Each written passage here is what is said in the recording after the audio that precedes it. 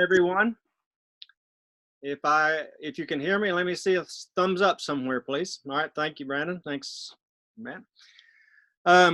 Welcome back to EDL 710 Week 5 Zoom session.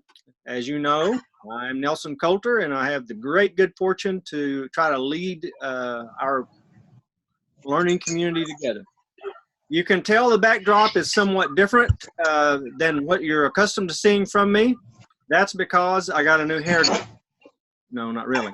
I'm beaming to you from sunny and delightful Austin, Texas today. I was speaking at the Principals Conference for the state of Texas this morning in Austin. And so I'm zooming to you from my remote office this evening.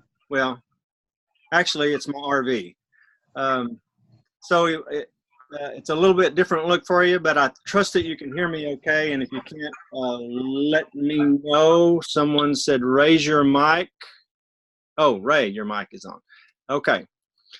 So as we've done the last couple of weeks, I'll just make a couple of comments and then I'll entertain your questions if you got some at the front end before making some just generalized remarks. I told you I was going to try to infect your thinking, so this week I'm going to try to infect your thinking. A reminder to you that in week 7, we won't have a Zoom, but you will have a final exam. And also in week 7, your learning task assignments deadlines is Saturday evening of that week 7 instead of Sunday. So please remember to budget that time accordingly.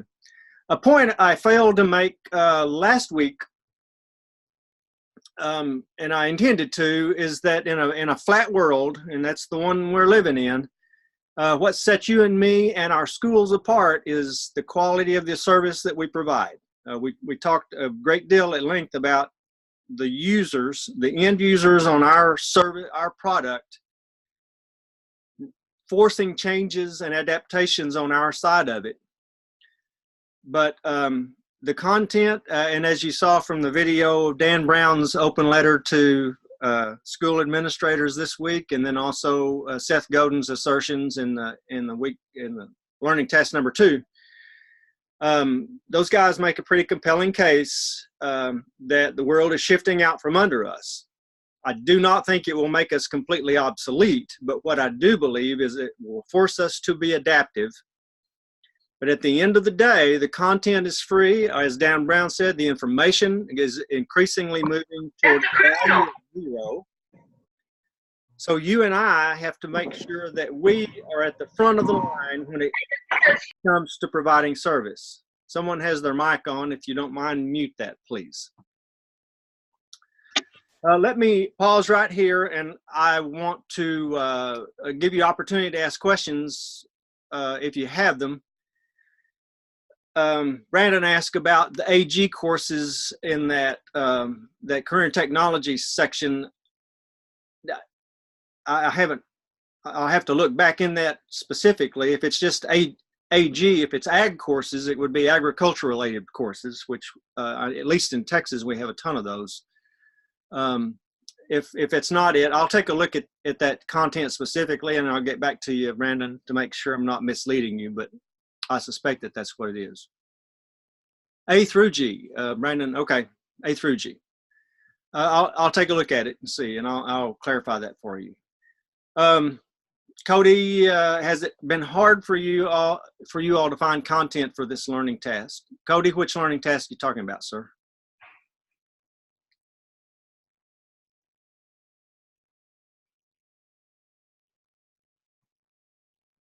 Are you talking about week 5?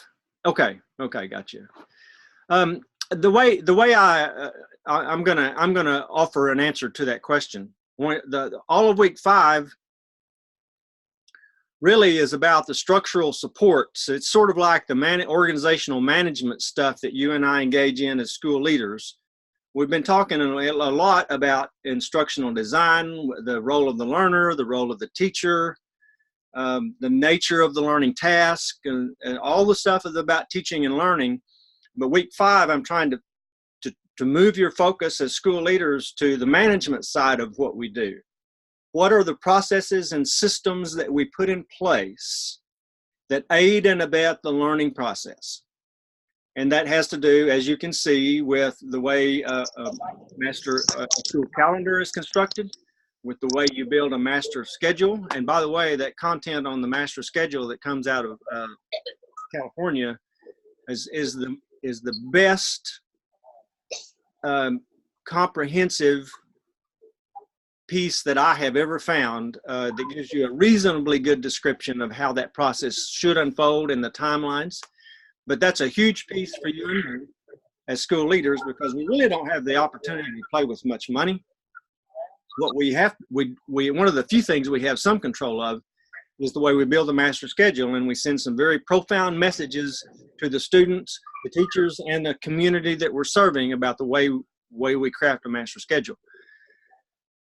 So anything, Cody, to answer your question, anything that you can think of that relates to the way school happens and the structural systems. And I mean, it can be about the hiring process of teachers. It can be about the way a schedule's built. It can be about the way a calendar is built.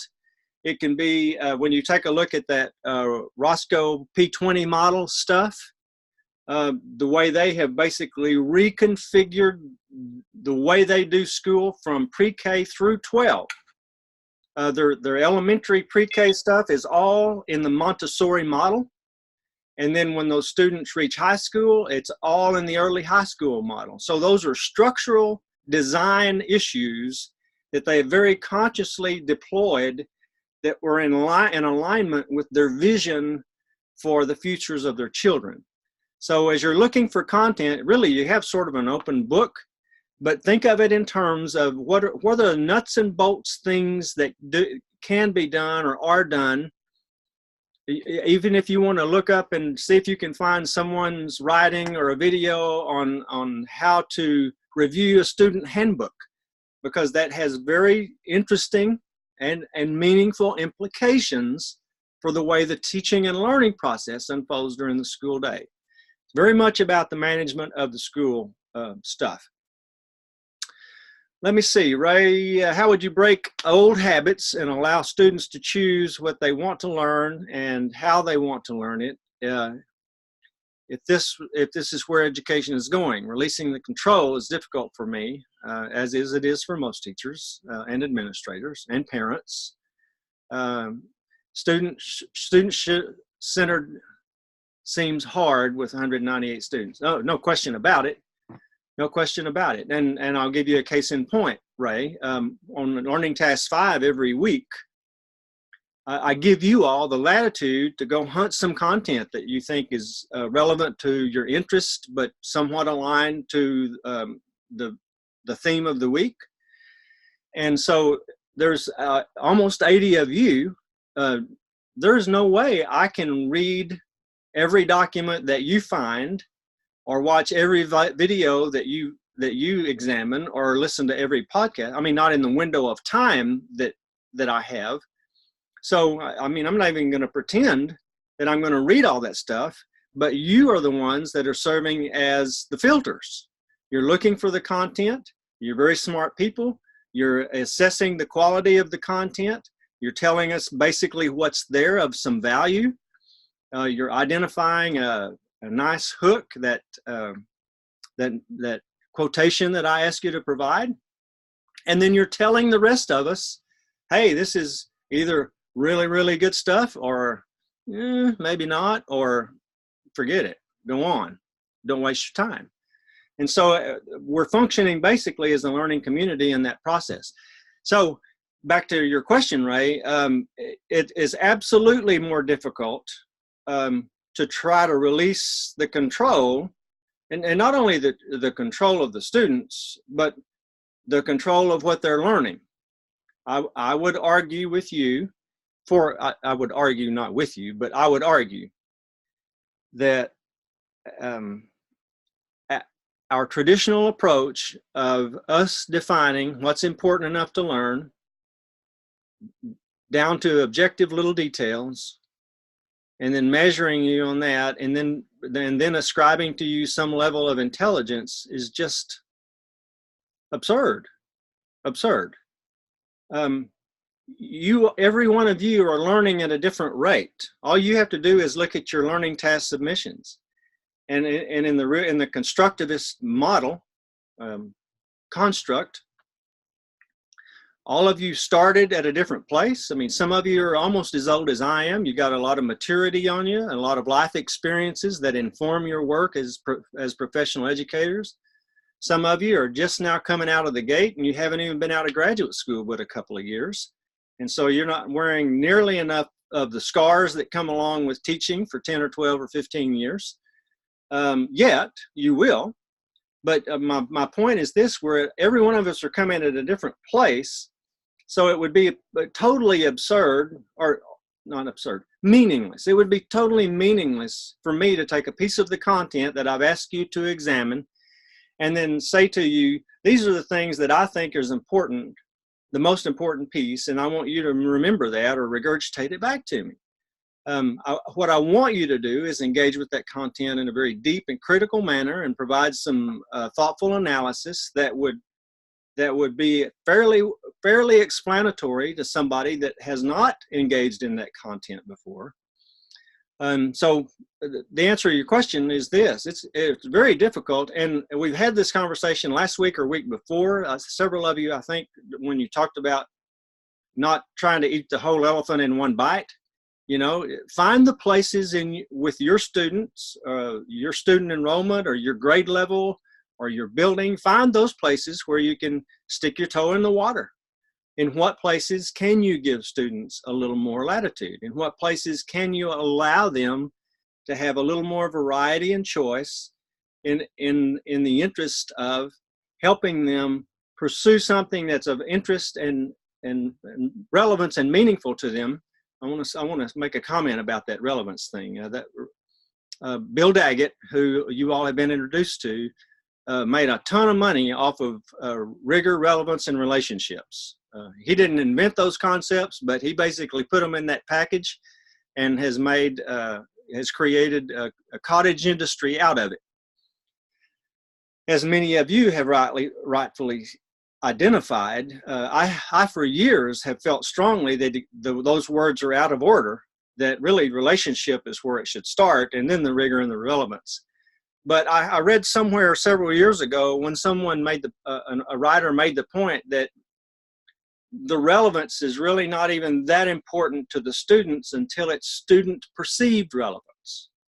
What you and I think might be relevant, and it might be important, but it's really not going to create and hook and engage the students until that point that they believe that it's relevant to their life or to their future. Let me move to other questions. If I've got some, raise questions. Excellent. Struggle with releasing control as well. Yeah, we're all control freaks. I know. Yes. Dawn. I feel like a lot of this allowing students to guide the learning is more appropriate for older children. Don't we need to guide a lot of, agreed and understood. In fact, one of the sessions I did today at the state principal conference here in Texas is which I was working with principals, and we've had this conversation is that from that pedagogy to andragogy to hudagogy continuum. And certainly, and Dr. Blaschke makes the point of saying that the hudagogy is most well suited to the mature learner. That does not mean that you and I can't make a good effort at if we're serving primary grade or middle level elementary grade students. That doesn't mean that you and I cannot make a legitimate effort at giving them a little more variety and choice in the way they pursue the learning, even if it remains within the parameters and the guidelines that we are pursuing. For instance, reading. Because that's job one primarily for grades pre-K through 3. Can we not allow the students to have just a little more latitude in what they're choosing to read? Most of you that teach those grades most of you have abandoned the the traditional approach of forcing every child to be in the primer and reading the same pages the same day. And most of you have begun to allow a little more flexibility for the students to read. And those of you that use Accelerated Reader, certainly you're giving the students more options to read in order to get those Accelerated Reader points. Let me hit the pause button on that one, by the way. Like any other tool, Accelerated Reader is a tool. So like a hammer and like a tractor and like a knife and like a saw, you can do some remarkable and positive work with any of those tools. And likewise, used wrongly or with ill motivation, you can create a lot of destruction. I've seen Accelerated Reader and Accelerated Math, for that matter, used to develop within children and students a fondness for reading and for math that carries them on for years, help them develop a deep appreciation for those academic fields. I've also seen Accelerated Reader and Accelerated Math used to actually absolutely bludgeon children and create in them a hatred for reading and mathematics because of the way that tool was applied by adults that were in control. We have the power to control what we're doing, and I'm arguing with you, and not with you, I'm arguing that we probably stand a better chance to get higher level engagement from our students if we release some of the control and provide for them a little more variety and choice in the pursuit of that learning, still within the context of the content that we want them to learn. Let's see if there's another question there. I'll try not to read your comments. I'll try only to address your questions if you have them. Okay. Let me make a few comments about some of the things that I've been seeing from you in the process of the week. And in relation, we've talked about but thinking back to that Brett King video, that kind of stumped some of you. Brett King's assertion, in fact, I was in an Uber ride this afternoon, and the guy that was my driver was, he's an end user researcher for Google. And he and I got in an interesting conversation about what you and I talked about last week, which is the end users of our product that are forcing the changes in the product. But we've talked about, because of the Brett King video, he specifically in that video was talking about the finance industry, the banking industry, and then we were analogizing that to the way education is being impacted. And it occurred to me while I was reading your responses this week too, that one of the fundamental arms of learning, both within communities as well as within schools, historically has been the library, that place where we stash all the knowledge. And libraries themselves and librarians are being threatened because of the very kinds of technologies that you and I are using tonight. And as Dan Brown so astutely stated, the knowledge can be gotten anywhere now. You don't have to go to the library to get the knowledge. And so librarians are as well, and entire school districts are having to rethink how that space is being used. Many of them over the last decade have refashioned themselves as learning resource centers, and librarians have begun to adapt their role from being a person to help you find the book that you're looking for or the journal you're looking for, is to help guide you in the process of seeking out content sources that might help you as you pursue a particular topic. So libraries as well are coming under a lot of pressure that we're experiencing in schools in general. Let's talk about Learning Task 4.1. That was the Staker article on the high-performing classrooms, those ideas. And that got pretty beefy there, and I realized that. That's fine. It didn't bother me at all to give you beefy content because you're all graduate students. But I felt like that was a good piece, both from the perspective of the classroom teacher and that of school leadership. And several of you identified that differentiation as well in your comments. I appreciate that. One of the points that resonated with me from that is how important it is to have effective leadership, and it doesn't matter what environment you're talking about. And some of you in your Sparkler discussion forum responses this week have rightly noted the power of having an effective leader in your life. Organizations that have effective leaders stand a far better chance of accomplishing their goals than organizations that don't, and organizations that have to work around their leadership. So that leadership is critical, and I think Dr. Perry spends a whole lot of time talking to you about that. There's the accountability. Someone noted an important distinction. I forgot who it was. An important distinction between accountability and responsibility. And I never had really thought of it quite like exactly in those terms, but it's almost the same construct model as we would talk about pedagogy versus heutagogy.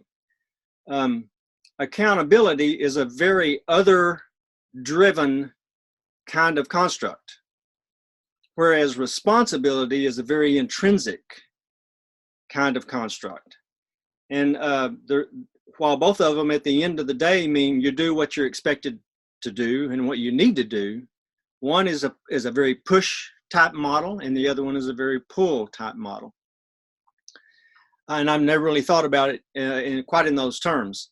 Matt and others noted the impact of culture, and I've said this to you all before, and I've certainly said it to you in other classes. I did, from my almost 50 years now in this work, I do not believe that you and I have any more important job under that list of things that we got to get done every day as school leaders.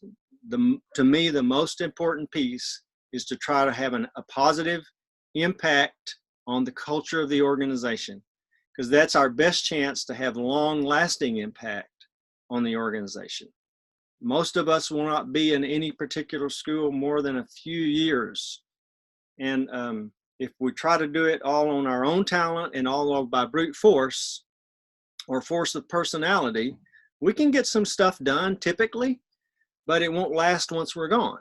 And so our goal is to try to put in place mechanisms and processes that cause the culture to rise and continue to rise. And we talk about that quite a bit in the PLC class. Those of you that had it with me, and I'm not sure, I suspect it was similar in Tracy Johnson's version of the class as well. Fifi made an interesting comment on that Learning Task 4.12. She shifted the focus one dial higher to that of the accountability of the administration. And I want to thank you, Fifi, for that, because you're exactly spot on. One of the things for the assistant principals that have worked for me with me for years, that I've just hammered away with them, is this mantra: if we can't model it, we can't demand it. And it's not enough for us to just pontificate about the way it ought to be or how we think people ought to manage their classroom or how they ought to teach. If we cannot model it, we cannot demand it. That puts the shoe on the other foot for sure. But there's a level of accountability, responsibility there. Let me see. Jennifer made an interesting point too in relation to that learning task, and then I'll move off to a different one. But she made an interesting point about the how important it is for leaders to give the faculty permission to take risks. That's huge, Jennifer. That's absolutely huge. And it cuts right to the question that Ray asked earlier.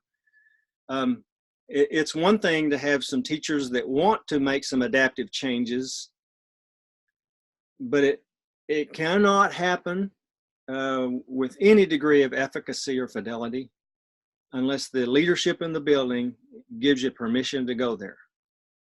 You can try to do a little bit of stuff on the sly, but there are so many forces at play that you need not only permission but advocacy from the leadership to help you move in those things.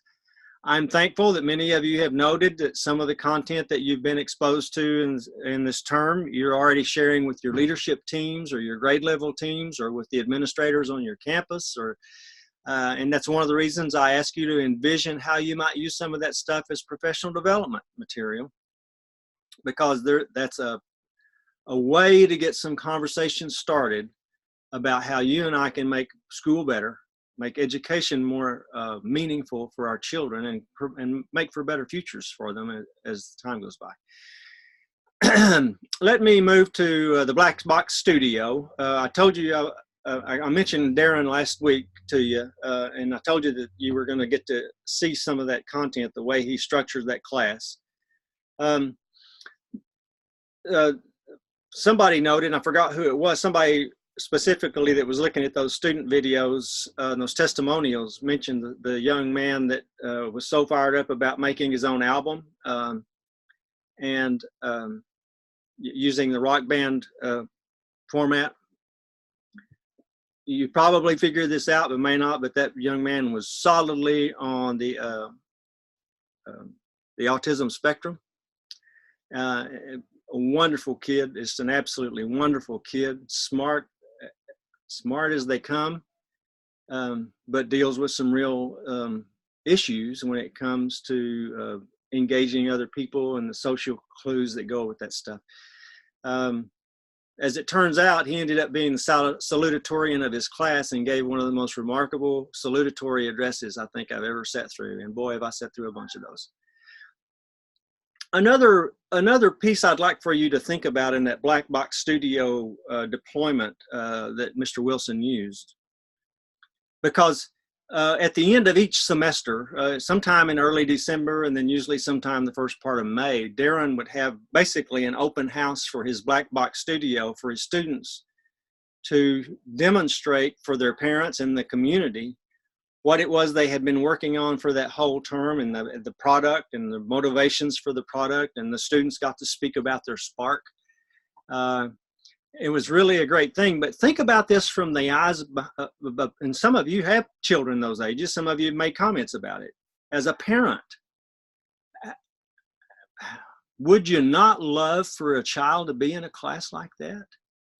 To have those kinds of opportunities to think about what really trips their trigger, to think about coming up with a project or a research agenda or an invention that, or some creation like that album, that music album, that is not only aligned to that spark, but it was directly relevant to the content, the standards of the course that they were taking.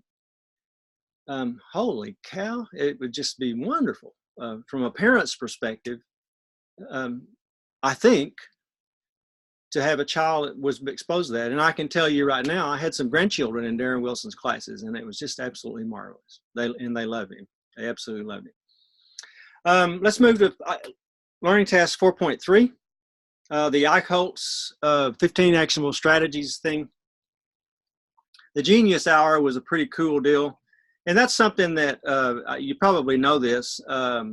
Google has been doing this with their employees for quite a few years, allowing them a certain number of hours each week on the clock to work on whatever thing they want to work on. And it really has, Google believes that has really raise the level of engagement of their employees, and they've also been the beneficiary of some pretty interesting inventions and software applications that they might not have had otherwise if they were just paying someone to come up with really cool ideas. Those of you that, and we'll kind of get into this in week 7, but action research is a really cool way to allow teachers to pursue some of the things like some of your sparks. For instance, if you were provided an opportunity by your school leadership, or even as I was in one district that I worked in, your entire evaluation process of your teachers and your principals is built around action research. it could really make the whole supervisory process a lot more meaningful. And it could also provide and inform our entire educational endeavor within your building or within your school district, whichever the case is, to have some actionable, meaningful results from research that was crafted internally and deployed internally and measured by your own folks, and then assessed as to the quality and the meaningfulness of those outcomes. It's a really powerful model, and it's the same thing that we're talking about.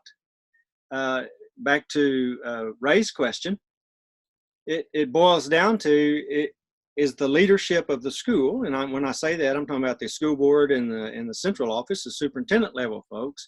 Would they be comfortable enough to let go of the control of the typical supervisory model where the boss comes in and gives you a grade along some dimensions that the boss, him or herself, might not even be able to make a good grade themselves on, and release some of that control to the learner, to the applicant, to the person that's actually trying to do the work in the classroom, and say, hey, come up with a model here, figure out something that you'd like to research within your class, within your instruction, within your building, how you might make it improve the learning environments or the quality of the learning, and run the experiment, and then be prepared to share with us what you envisioned, how you deployed, what you found at the end of that process. And I worked in a district that used that as an evaluation model, and I absolutely love it. It's one of the richest, powerful, and most meaningful professional development environments that I have worked in through my 45 years of service now. Let me jump to Learning Task 4.4. Healthy and positive relationships are force multipliers. That made me think of a book written by General and then Secretary of State. Well, I think first he was Secretary of Defense and then Secretary of State, General Colin Powell. He wrote an autobiography in the late 90s, mid-90s, 1995, titled My American Journey. But in that, it was more than just an autobiography. It's really a great book about leadership, and one I can highly recommend. But General Powell in that book talks about having force multipliers. Once you have a clear vision, you know exactly what your goals are doing, then you begin aligning all the supports, and in the context of this week's theme, we'll call them the structural supports. You begin aligning all that stuff to be very supportive, and not only supportive of where you're trying to get, but accelerants to that process. I think Russ Perry talks to you all about that in the vision class, so I'll not step on his toes too much in that regard. Learning Task 4.5, our PLC. And that's the learning files where you're looking for the content. And I mentioned this earlier. Boy, you are coming up with some good stuff. You're really coming up with some good stuff. Leverage the learning and leverage the work of your classmates. I strongly advise you, if you don't download any of the content or the brain trust things, I would love for you to download those things and save them once the course is over or as the course is going by for future reference. But if you don't download and save anything, I would encourage you to download and save the Learning Task 5 each week, because you got 70, 75 or 80 pieces of content that somebody else has evaluated for you, and they put a little tag out on the end of it that says, this is really great, or yeah, skip it. They've done a lot of work for you. Use it, leverage that work. I would like to encourage you, I think I did this last week, but those of you, when you're taking a look at your classmates' contributions in those learning tasks, and when you get to the piece where I've asked, how might you use this to advance the learning of the learners in your charge, or how would you craft some professional development around this? There are quite a few entries under those columns that are some excellent professional development proposals. Some really good ideas there, and it's worth your time to take a look at them. Some, granted, some of them, as Jim Gaffigan says of Waffle House, and some of them looks like you're not even trying, but most of them are pretty good quality stuff, and some really good ideas on how to craft professional development. That was one of the presentations I did today at the state principal conference, was how they and I as school leaders can try to create and craft more meaningful professional development for the adult learners in our charge. 4.6, the Sparkler discussion forum stuff. I hope you've been reading those. Those have done exactly what I hoped and intended, is to create an emotional hook for you to be reflective about your learning, your own personal learning. And there's some really nice stories there. And I appreciate the fact that you all have been willing to be pretty transparent about that. It's really, it does my heart good to know that we have people like you that are continuing to work in schools. I've already kind of touched on the structural support stuff. Now we're in week 5 of the structural support things. Much more of the technical, structural, mechanical, organizational management kinds of stuff. Important, not quite as much fun as the teaching and learning piece, but important. And you and I as school leaders, while we might love to just stay in leadership and teaching learning mode all the time, there is a pretty good chunk of work that gets done on that management organizational side. And in fact, many of you probably work for leaders that are far more comfortable dealing in the management organizational stuff than they are in the teaching learning stuff. And consequently, people that have those dispositions typically just stay in the organization and management mode and avoid the instructional side when they can. And it's pretty easy to do that because there's plenty of organizational management stuff to fill up every day and then some.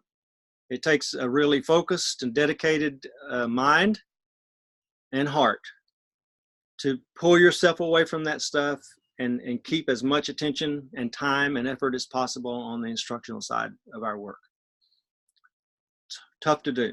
And it's about, a lot of it's just about pure old time management stuff.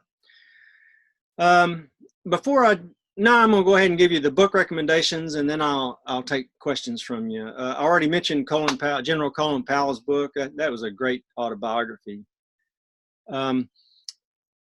Something that somebody said, and I forgot, I think it was in a learning task response, was talking about motivating teachers. And it reminded me of a book that I read about 10 years ago. It was written by actually Todd Whitaker and others. But the title of the book was Motivating and Inspiring Teachers, the Educational Leader's Guide for Building Staff Morale. It was an excellent book, and it gave a whole bunch of just plain old everyday concrete ideas about how you and I as school leaders can notice, acknowledge, reward, and incentivize the kinds of behaviors that move our schools in the direction that we'd like for them to go. Another book that came to mind while I was reading your stuff, and this has to do with how you and I present ourselves to the people that we work in and with and around. And the title of the book is Presence. Presence, not, it's P-R-E-S-E-N-C-E, not like Christmas presents. And it was written by Peter Senge, S-C-N-G-E, and others. That copyright is 2005, but after the colon, the title of the book is Presence, an Exploration of Profound Change in People, Organizations, and Society.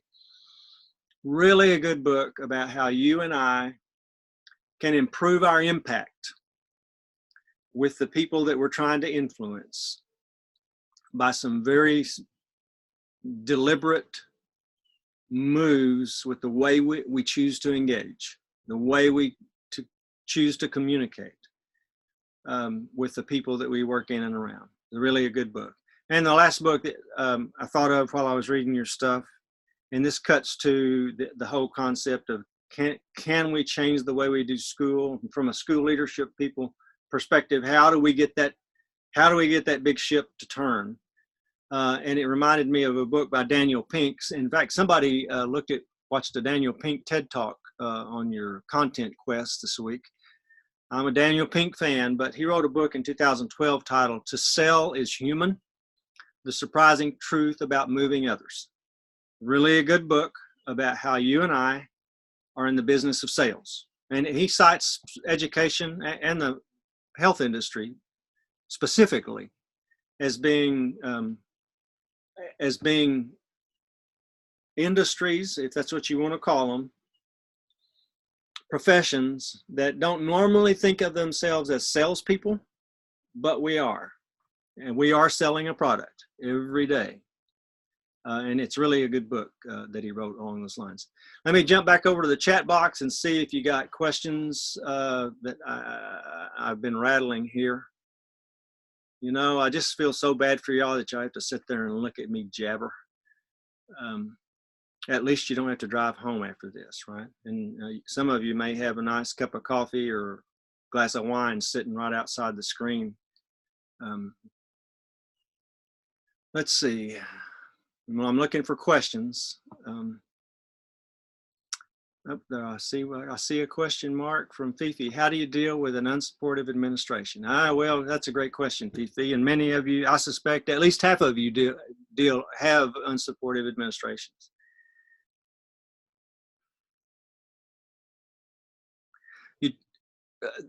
In the organizational behavior psychology studies, there's a concept known as managing up. And that's when we typically think of managers as the ones with the power and the authority and making the decisions that they try to press upon those down the food chain. And those of you and I, particularly those at the principal level, assistant principal level, in the business world, we call that mid-management. Those are the middle managers, which means they're stuck between the highest level of authority and the lower levels of authority. And so more often than not, the middle managers are being asked to carry the water for the highest authority folks in the organization. Bottom line is this. So the concept of managing up is where you and I as middle managers,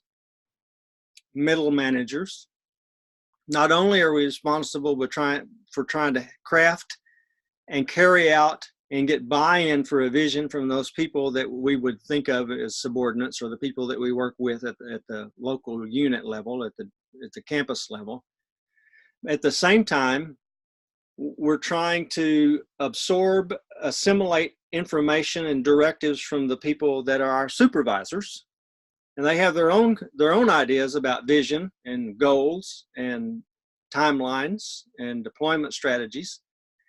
And quite often, while it's most often the vision of the executive leadership and the vision at the campus level are very, very similar. Almost always, those two visions, the vision piece is pretty similar.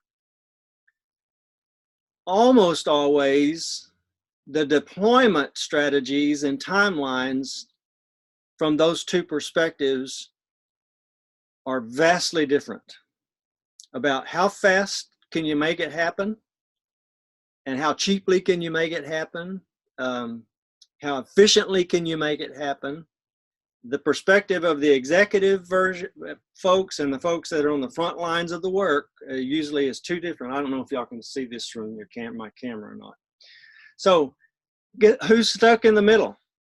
It's the middle management people. It's the campus level administrators, you and I, or at least that's what most of you are training to be first.